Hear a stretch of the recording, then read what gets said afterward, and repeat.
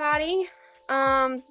Welcome, and for anybody watching the replay, we're glad to have you here. I'm Emily, and my special guest for tonight is Teia.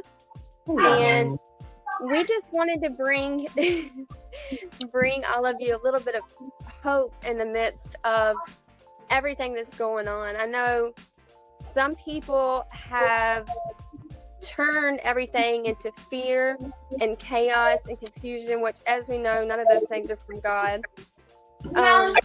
From another standpoint, people who deal with battle depression, the devil tries to come in when they're isolated, and so we're trying to speak to everybody who's dealing with anything like anxiety and depression as well, and we're just trying to give you a good viewpoint of what good can come from this. All right. You want to start? Ooh, honey. Me personally, I've seen like most of the things, and this is coming from somebody that a lot of people know that follow me on social media, that I was overseas, that I was in China. And so after, now naturally for us that were in China, we did not know the nature of what was going on and whatnot. And so from January 13th, 17th, somewhere around there, until about February 24th, we were on Chinese New Year. And so I didn't know about the virus until I have children. I didn't know about the virus until I got in Hong Kong. Now, granted, news feeds and things like that, you don't get all of that information in China. And so after I left, everything. You were there and at risk, and you had no idea. We had no idea. None of us. And that's what I try to tell people when they compare China numbers to us. We can't completely trust what they're telling us their numbers are. They weren't even honest with the people who live there. Go. Now. Sorry. But yeah, that when you just mentioned that about the numbers, this is somebody who's working there. You really can't go off of that. And then you have to take into consideration that this is a communist country. So if someone that was living in that country wasn't aware of this, and this has been going on since last year, I was not aware until January when I was in Hong Kong. And the only reason I know in Hong Kong is because I was passing through. Me and my kids were going on vacation. We were going to Germany for Chinese New Year. And so that, that January, February time frame is a traveling time of year for people in China, because that to us was our Christmas and our New Year's. That's our long break that we get. So literally I got in Hong Kong, people were running out to the planes, and it was only the flights that were coming in from China, and they were checking your fever, checking to see if you had a fever, and all this kind of stuff, swabbing you. And I'm like, what is going on? And so that's when I started seeing the signs. I started seeing the news, because again, in China, it is a communist country. There's a lot of things as far as social media that's blocked, certain news feeds that are blocked. We did not know. That's scary. Did not know at all. And so by the time I actually got in Germany and I was able to, watch more things and whatnot, I was just like, this has been going on since last year. And I had no earthly idea, no idea at all. I will say that how they're handling it over there, from the different countries I've been in. I was in Germany, I was in Hong Kong, I went to, of course, I was in China, I went to Croatia, all Istanbul, all these different places. Like literally, when you come through those airports, they are checking you right then and there. And, if the machine turned red, you were taken out of the line immediately. If it was, green or it was blue, you were good to go. You can go on your next flight. You can stay in that city if you had a layover, however. But if you were sick, they were pulling you out immediately. And so I will say that their defense mechanism, or how they were handling the situation, is a lot better than I've saw since I've been home. That's good, I guess. Yeah. God blessed you to get you out of there just in the nick of time. After they were canceling flights and everything. I was so worried about you. After getting home and seeing how it's being handled here, ooh, honey, I don't know. I felt like maybe I should have stayed. I do. I really like how they are handling it totally better. And the last place that I was in, when I was in Croatia, I went to visit my best friend Nina, and she's from there. They are actually with lower cases, so they're kind of like at the bottom of this situation. But just how I saw them handle this overseas is completely different than here. Well, you're not talking about China, though. You're talking about the other countries. Yeah, how Croatia was handling it was completely different. And even now, I still have coworkers and friends that are American. I have a friend that she's from Germany, not Germany, but she's from New Jersey, and she was teaching over there with me as well. And she's still there. And just getting insight from her and insight from my coworkers and things of that nature. When China shut the country down, I will say that they kind of did like how Atlanta has a Meals on Wheels system. They utilize that type of system like bi-weekly, and at each person's house they would take food and water, just basic necessities to get you through the next couple of days and things like that. So even their tactics for how they were handling after they shut the country down, it was a lot better than just what we're seeing here from state to state. Is completely different. Yeah, that makes sense. So what do you think about this time, as far as and you're in Georgia as well, we're sheltering in place until now. It's April 30th. What do you think that God could be wanting from us for this? And me personally, I say it repeatedly that I was actually just telling my mom something similar to this today. I don't like how a lot of people have basically, I don't know if preached or ministered or, is the word for it, but they basically kind of sugarcoated the gospel. And so now it's to the point where a lot of people think, okay, if I give my life to God, or if I start reading devotionals or reading my Bible or praying more, then God is going to give me something I want.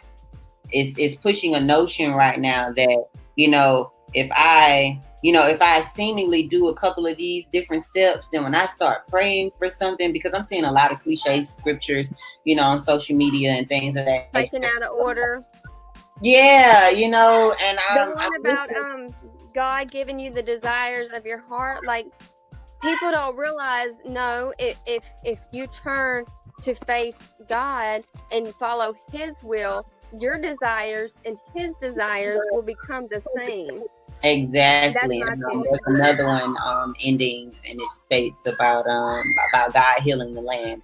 And I'm like, okay, there's some prerequisites that comes before that. The beginning of that scripture says, if my people who are called by my name humble themselves, turn from your wicked ways. It's so many instructions, in the beginning of that scripture, so many instructions for us to move. And then at the end, God moves.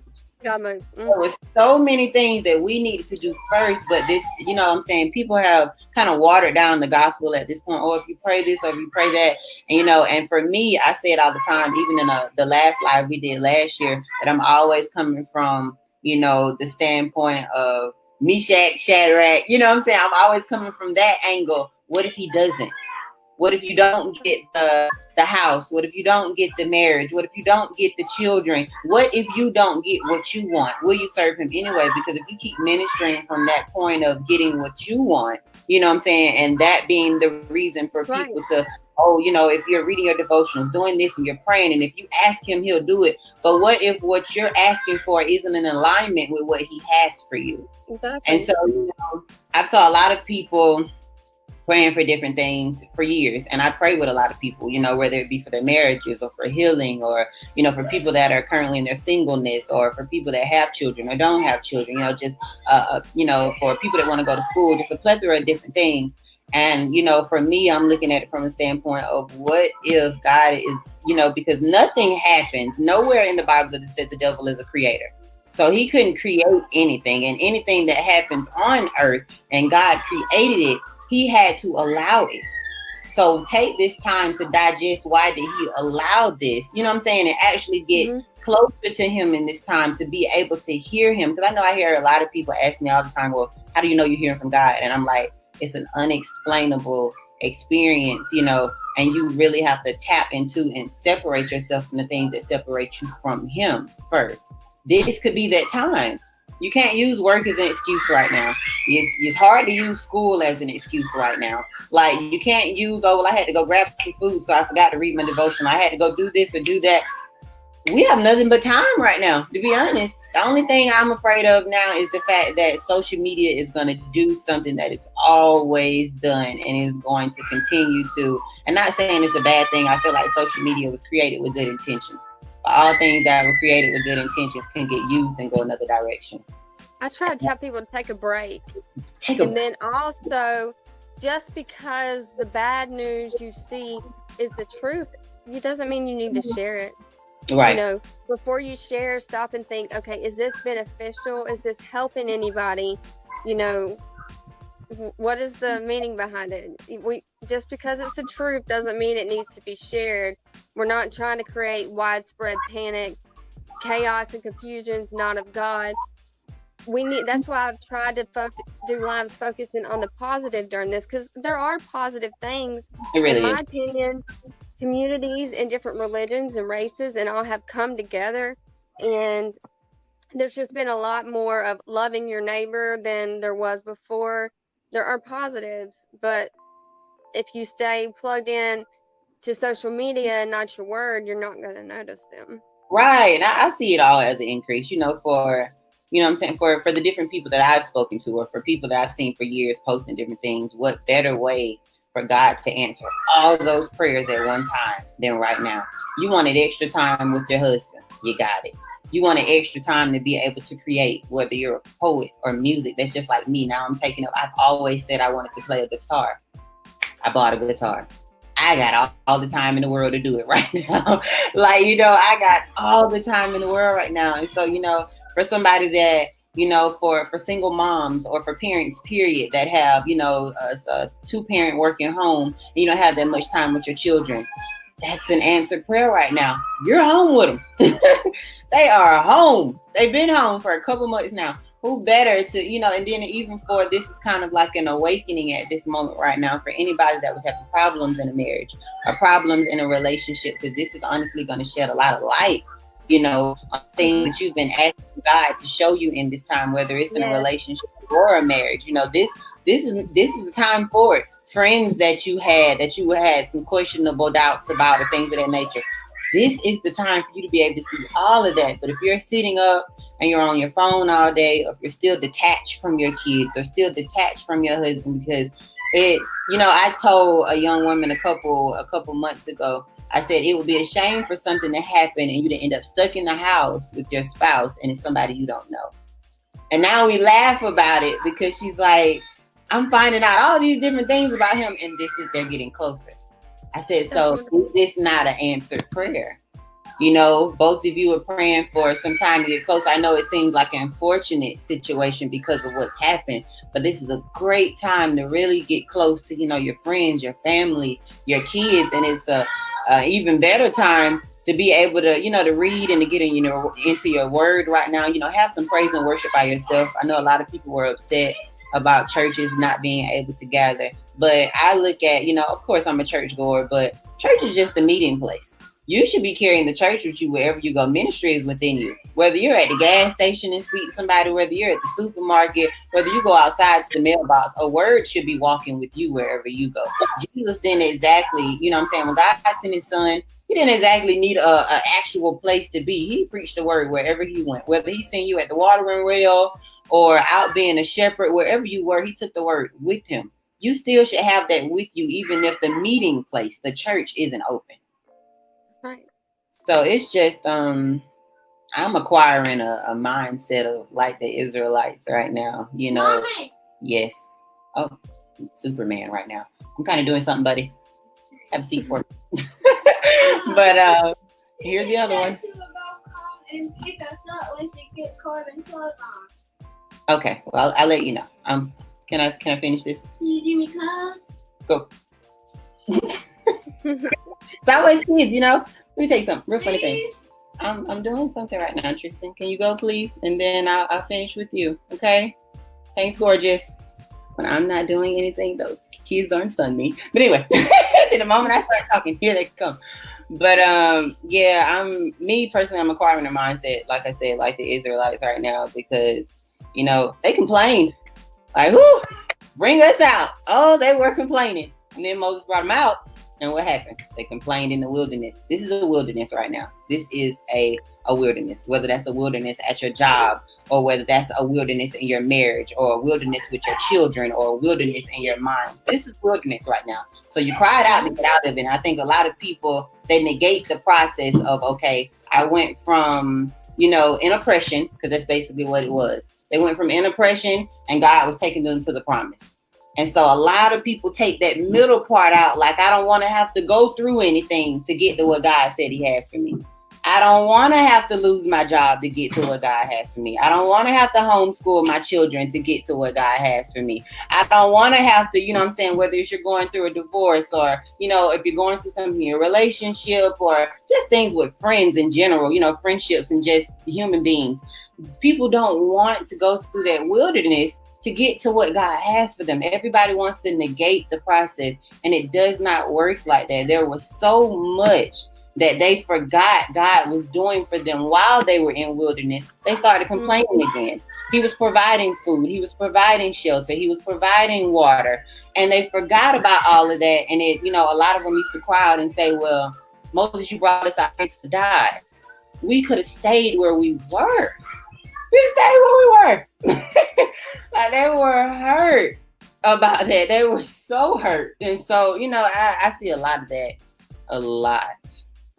going on right now, that we are complaining about where God has brought us out from.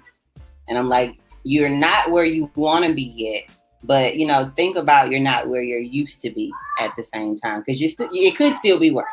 It could be a lot worse right about now. Take this time, to actually appreciate the fact that right now you aren't starving, you aren't without clothes.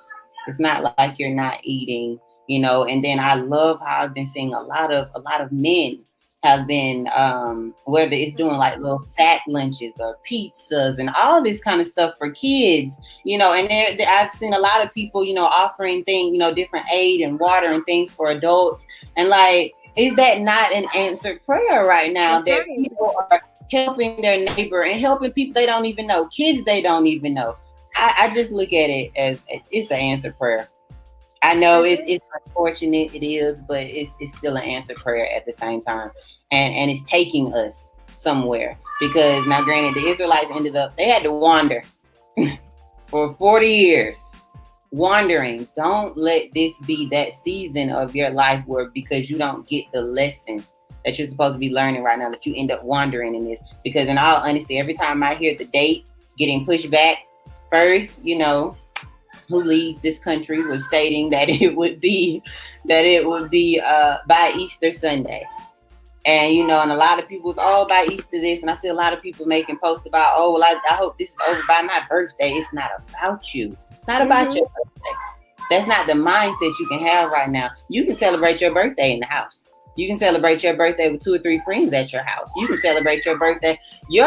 When you get up and realize that you are still here on your birthday. That's right. That's still a selfish mindset. And so every time I see the date getting pushed out, now they were saying it was April. Well, they said it was March. Then they said it was April. Now they're saying it's May. And then you got other people saying June and then July. And I'm like, look at that. Wandering in the wilderness. The date is continuously getting pushed out. We're wandering right now because we're not there yet. We're not there yet. And like you said, it's a perfect time to draw close to God, maybe fast and pray. And that job that was making you cry and didn't care about you, now's the time to let it go. Those friends that you thought were your friends who haven't checked in on you to see if you're okay, now's the time to let them go. I feel like God is really revealing to us during this time what we actually need. The things we thought we needed, turns out we really didn't need them that bad. Exactly. And I feel like this is a good time to grow in your faith and to see, okay, God, what's next? What people do you want me to bring to this new season? Where do you want me to go in this new season? Because people keep saying till things get back to normal. What do you mean normal? There's going to be a shift. Things won't ever be the same, hopefully. And I hope not. Huh? I would hope not. I know I see a lot of people saying that too. Oh, I can't wait till things go back to how it was. Well, was it normal then? Like, what You was can that come out of okay? this change Right. for Like, the better. if you don't come out of this change, then it was a waste. That was on you. If you didn't seize this opportunity to actually spend more time with your children, get to know your children more, and right about now, I've seen a lot of people saying, well, how are you supposed to date intentionally during this?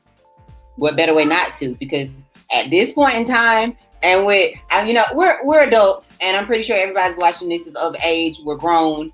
At this point in time, this is going to take sex off the table for a lot of unmarried people right now. What better way to date now? Yeah, that's true. Yeah, what better way to date? Because I feel like a lot of people will end up creating a soul tie, and then you end up staying in a situation longer than God ever intended for you to stay. That is so. That is the hardest thing in the world to break, is a soul tie to somebody God didn't even intend for you to be with. And then it's like, okay, so if you can date intentionally right now. You're calling each other, you're getting to know each other, and you're talking on the phone. You're actually sharing your interests, because I'm finding out things about myself that I actually like right now.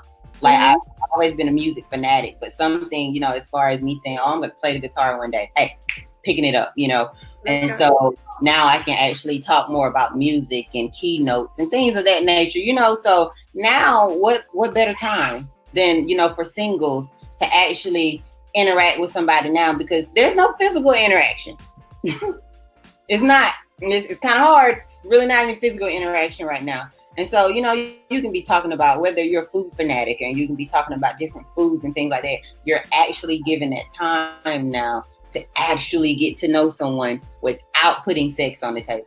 Because some people, once you put sex on the table, it's like, all right, I kind of got to stick it out because I've already slept with them. Mm-hmm. You don't have to right now, because now you can call it quits in the first week or two, or the first day, or however long it takes you for God to say, that's not for you. That's for somebody, but it's not for you. And a lot of things I've been telling singles is during this time, don't lower your standards. I think now, because people, for married people, of course, you got your spouse at home all day. For those that are not married, it's kind of like you're getting bored. I seen this funny little meme about, shoot your shot now. They're answering their DMs. They're bored and all this kind of stuff. Don't allow that to cause you to just start, talking to people that you would never even talk to, that you would never. That God doesn't want you to talk to. Yeah, that you're bored about. I say it all the time. You wouldn't have to be so confused about your situation if you'd prayed about it first. But nobody wants to do that, because like, oh, God gonna take too long to answer. No, he's not taking too long. You're just in a rush. You're in a rush. And you got all the time. Especially right about now. We have all the time. So I feel like, dating can be intentional right now if you use it the right way. Spending time with your children is very intentional right now. Right. For me, coming out of China, I've been homeschooling my kids since January. So for us, it's routine at this point. They know their hours. They know when I'm being the cafeteria lady, and they know when I'm not the cafeteria lady. What we're not going to do is sit up and eat snacks all day and all this kind of stuff. They know when I'm the gym teacher. They know when it's time to be the math teacher. They know when it's language arts and social studies time. Like something as simple as pulling out Play-Doh, drawing with chalk on the pavement. We paint, there's a lot of different online programs, ABC Mouse, iExcel.com, education.com. They all have a curriculum set up. All you have to do is log in, get your child a profile, and pick their grade. It gives you the worksheets if you want to print them out or not print them out. It gives you the child the entire curriculum for that grade. It's not hard. All you have to do is sit there with them, go over things. I have a clock. I go over time with my kids. I went and bought some money with the coins and the dollars for them. And so we go over, currency and things of that nature. They've been overseas, so we go over the world map and the stateside map, So it's just so much I feel like we can get out of this right now. But every time I see that date pushback, it literally reminds me, okay, we're out here wandering, just like the Israelites. For some people, now is not the time to be trying to date intentionally or not. It's the time to heal. you've got some time with you and God. Got some time. Now is the time to focus on you, because that can be the hard part, to actually sit down with you and your faults. But for some people, that's what needs to happen. That's what I'm some people, and I feel that. so if you don't take the time to heal and to grow closer to God, then you're not any good for a potential date or anything like that. Right. Or you'll start the So we process. don't need to get lonely and start intentionally dating. First, we need to make sure that God Make sure you're got you healed. first. Yeah, that's a caveat to throw in there. Make sure you're healed before you're going to start, you know what I'm saying, before you start dating. Because if not, if you go into a situation broken, you know, with shattered pieces all over the place, things left undone, then naturally you're going to gravitate to people that are broken as well. And, you know, I did that before. You know, I gravitated to a lot of people that were broken just like I was. And then the moment that I became whole, people that I gravitated to while I was broken, had nothing in common. I don't want to talk to you about going out to the clubs anymore because I'm not clubbing. I don't want to, you know, sit around and listen to all this different profanity and conversation because I'm not cussing. I don't want to drink. I don't want to smoke. Once you're healed, you have nothing in common with certain places and certain things. Like, it's not even comfortable for you anymore. And so, you know, that is why I say be intentional about every move that you make during the season. Be intentional. Seek God with the things that you do. For those that get a little rushy, like, hey God, it's me again. Remember that time I prayed and I asked you such and such? Okay, if he hasn't answered yet, stay in his face. You know, I get, you know, a lot of people, another cliche prayer that a lot of people like to say is, you know, pray without ceasing and things like that. I'm all for it. I really am. I'm all for it. But at some point in time, if he's not answering, start to ask yourself, what am I praying? And what am I asking for right now? Is this going to push? How is what I'm praying going to give God glory? If I'm praying for a new car right now, how is this going to give God glory? Am I going to be out here trying to help other people that don't have cars? You know what I'm saying? Like, am I actually going to offer a ride when somebody asks me for one? Or am I going to lie and say I wasn't going that direction? Am I going to use that car to actually drive to the meeting place and go to church or not? Am I still going to be late for work? How is what you're praying for going to glorify God? If you are praying for, you know, if you are praying for a spouse, how is that marriage? How is that union going to glorify God? Or is it just for you? Because having someone is popular right now. It's popular to post the pictures and the videos and the relationship goals and all this and that kind of stuff. So, but how is that relationship glorifying God? Or is that just for you? Or is that just for you? So be intentional with everything. Everything. You have nothing but time. You're living the time right now. Use it wisely. Use it wisely. Use it wisely, and you know, embrace being by yourself is another thing. I think with God. I mean, yeah, like embrace that. Some people don't like their own company, and that's just to be completely honest. And I used to be one of those people. I would rather drink or, you know, whatever my vice was than to actually have to sit and what my issues were. Like, I don't want to deal with that. And so, you know, you have a lot of people that rather go hang around people every single day because being alone is a problem. It's a problem. That's right. Take this time to enjoy your company. Because if you don't enjoy your own company, how you expect to have a wife or a husband that's going to enjoy your company? You don't enjoy it. That's right. I think I am funny. I think I have a great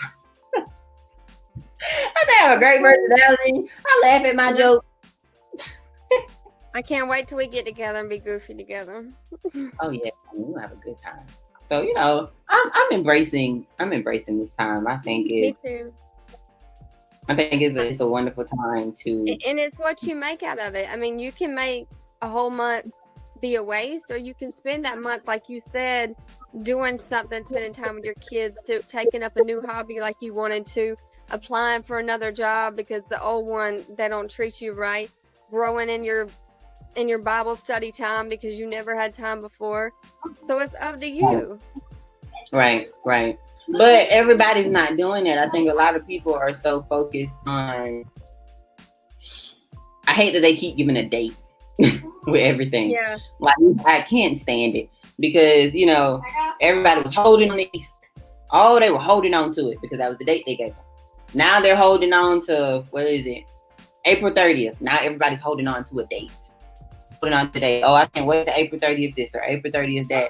I'm like, but what are you doing in between now and then? Or are you just getting up and just going through the motions every single? I know some things do get, you know what I'm saying, monotonous, but that's only how you make it. It's only how you make it. You know, and for me, and I know a bunch of people that have been in the military and stuff like that. I went to basic training. When I was in basic training, it seemed like the day was monotonous. I knew when we were going to eat. I knew when we had to go out to the track and work out. I knew when we had to do, you know what I'm saying, everything was monotonous. It was planned out throughout the day. But during that time, I was intentional with the time that I did have. So when I had some time to myself without having to be with 50 other girls in a unit, you know, having to do a group activity or something like that, I was praying. I was writing letters back home, or I would, you know, if we had our phones, I was texting my mom or my sister, or, you know, I was doing different things to occupy my time and things that would keep me, you know, intact with reality outside of basic training and growing relationships at the same time. This honestly is kind of like the same thing. Except your focus doesn't need to be the media and the news and social media, like we said prior. And this social media lit right now, though. Everybody on here, everything on social media right now. Like that's why I said I hope this live and everything in between. Yeah, I hope this don't turn into, you know, another problem as well, because now everybody's bored, so everybody's posting like all day long. Be mindful of the stuff that you post. Somebody could be having a bad day, and if you thought something was funny or howdy ever, and then you posted it, you don't know how that rubbed somebody or how that sent somebody into an emotional state or something like that. So even that, always be a witness in everything that you do. Like, I'm no stranger to sharing my testimony or things that I've been through or currently going through. Like, nothing embarrasses me at this point. So, like, you know, just be intentional with even how you're engaging with people on social media. Now is not the time to be uploading videos of people going to fight and all this kind of stuff. You shouldn't have the time for that right now. That's not it. Just keep scrolling. If you don't have anything nice to say, leave it alone. I see all kinds of things that I just God bless you, and keep scrolling, because like you said, you know what people are going through. You don't. Especially anybody who's suffering from any kind of PTSD or depression or anxiety. Right. Leave it alone. What's, like you had said, what's funny to you might not be funny to them. Also, those friends like that, the people you care about, while you have this time, reach out to these people. I mean, not just people that you think have issues. Reach out to your close friends and check in. Hey, are you okay? Because a lot of people are going through a lot of things, and nobody's checking. So right.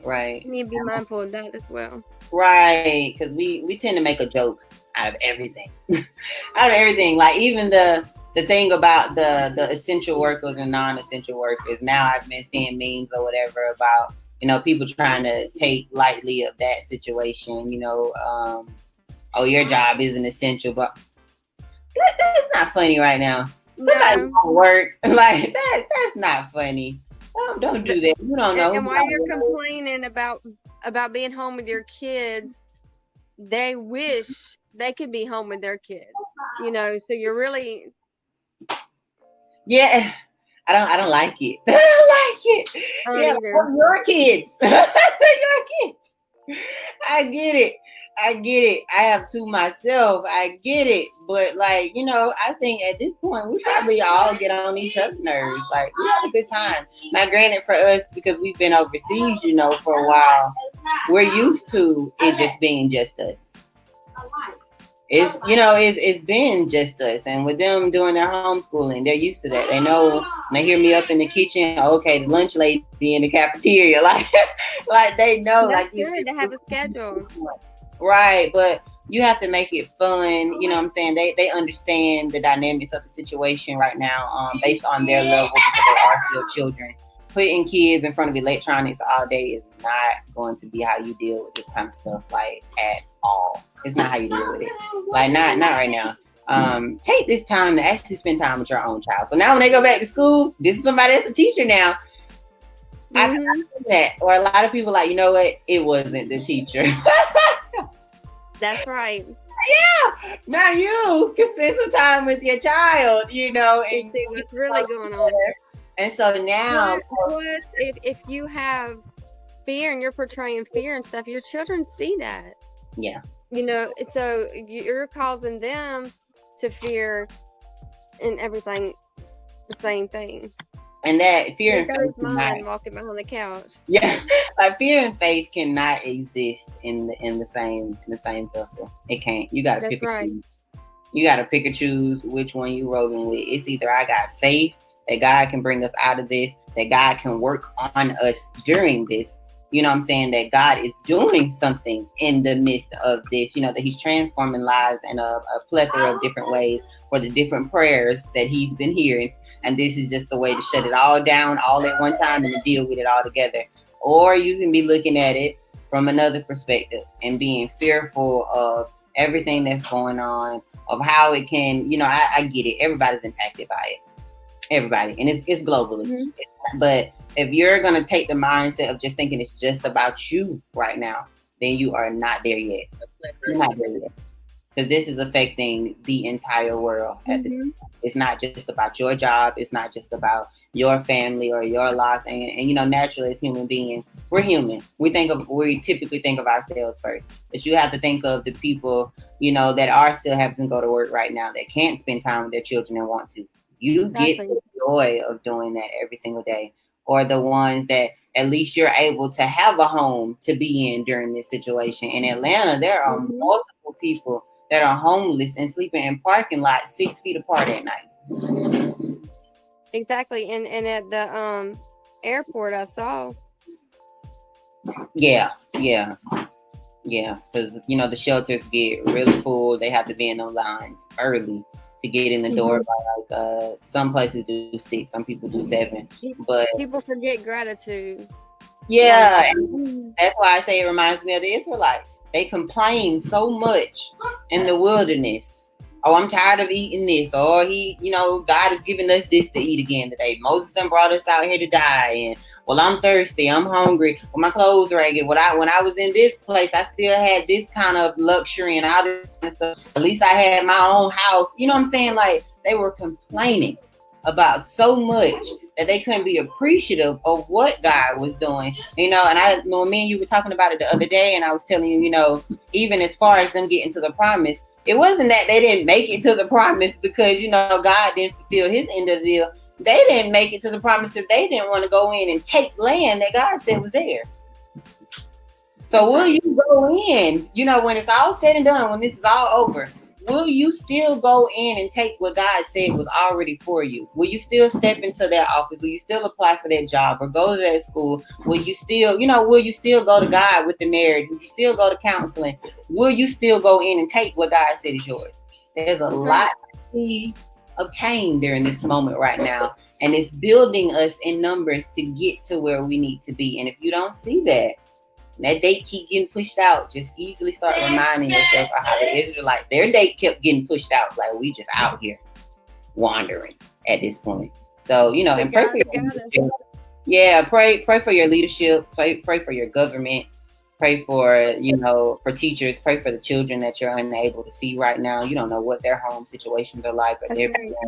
You know, pray for the people that are still having to work right now and then go home to their families, the people that are out of work. Just pray for the world in a whole right now, for everything that they're going through, and that God just meets every need. But take the mindset that even if He doesn't, that you will still serve Him anyway. And praise Him.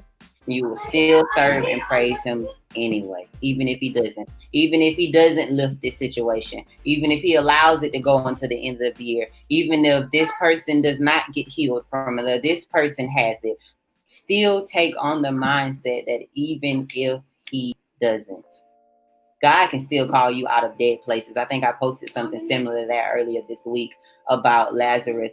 He knew he was dead. I was reading about it the other day, and I was like, he was a little petty. Like, because it says that when they went to tell Jesus that Lazarus was on his deathbed, scripture says that he stayed where he was for a couple more days. And I was like, you didn't hear them say that man was about to die? And I was just like, okay, like, you know, he'll get there when he get there. But then once he got there, you know, and his sisters was like, he done already died. The body is old. It probably has smell by now, this, that, and the third. And he was just still like, no, I can still raise him up. Come on out. That is the same thing God can do in this situation for anything that you are declaring dead or anything that you feel like is done. Jesus is saying, if I show up, not when you want me to, but when I show up, I can still raise you up out of this situation. Whether you feel like, you know, that you're going to end up going into debt right now or any of that, God He's still in the miracle worker business. Like, we sing these songs, but do you actually listen to the words of them? Is he really a way maker? Is he really a promise keeper? Do you really believe it, or are you just singing the lyrics? Now it's just going to be one of those times where you just finna, you know what I'm saying, really realize who's actually been walking with God and believing what he says he can do, or if it's just something to post because it's popular. That's right. Well, thank you for joining me today. We'll have to do another one day. I'm sure we'll come up with something. If there's anything you guys want us to talk about one day, let us know in the comments. I'm glad you're here, and I'm glad you're healthy, and hopefully I'll be able to see you soon. Yes, ma'am. And for anybody watching the replay, we just want you to take this time to be mindful and to focus on the bigger picture. Listen to everything she said about all of this, and have faith. Right. So thank y'all. Good night. Be blessed. Yes.